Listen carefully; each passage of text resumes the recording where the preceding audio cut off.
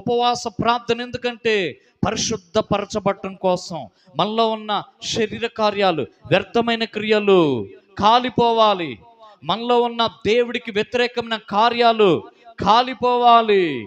శరీరపు కోరికలు, ఇచ్చలు కాలిపోవాలి. స్తోత్రం కలుగును గాక, స్తోత్రం కలుగును గాక.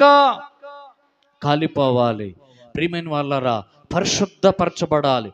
దేవుని అగ్ని చేత కాల్చబడాలి. దేవుడి అగ్ని చేత శుద్ధి చేయబడాలి. దేవుని వాక్యం చేత పరిశుద్ధపరచబడాలి, పవిత్రపరచబడాలి. ఉపవసించి దేవుని వాక్యాన్ని ధ్యానించాలి. ఉపవసించి ప్రార్థనలో గడపాలి. మనం ఉపవసించి ప్రార్థించడానికి ఒక గురి ఉండాలి.